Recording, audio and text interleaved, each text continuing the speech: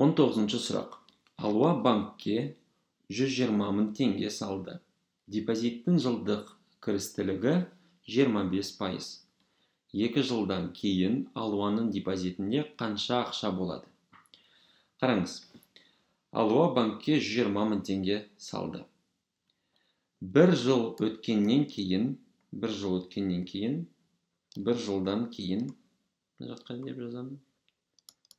кейін, оның ақшасы 25%-ға өседі бастапқы ақшадан, 120 мыңнан. Және мына жерде ол ақшасын алмай, екінші жылға оны қалдырса, сонда екінші жылдан кейін, мына жерде екінші жылдан кейін,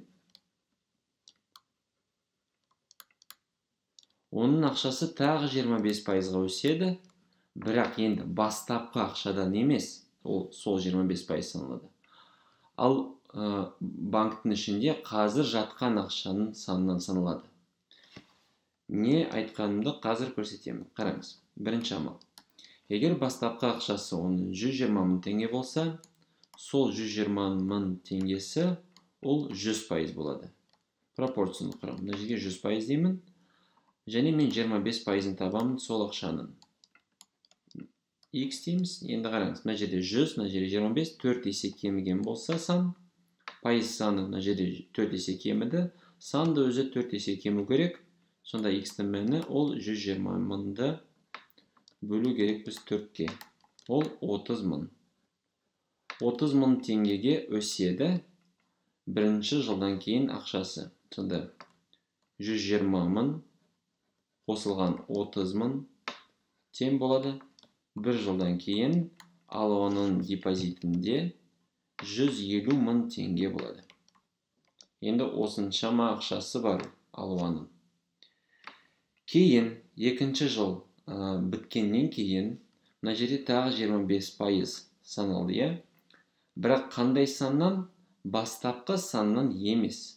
Осы 150 мыңнан өткені бір жылдан кейін оның депозитінде осы ақша жатқан, сол үшін 25% бастапқы ақшадан емес, осыдан саналады. Сонда үшінші амалымыз осындай. 150 мың ол бізде 100% болады. Ал біз оның 25%-ын табамыз. Мына жерде 100 осы болса, мынау 25 болса, 4 есе кем. Сонда X-тің мәнін табу үшін 150 мыңды бөлу керек біз дәл солай 4-ке. Және оны 4-ке бөлгенде шығады 37 500 теңге. Ол өскен ақшасы екінші жылдан кейін. Және төртінші, мына жерде амалымыз осы ақшаға мынаны қосамыз.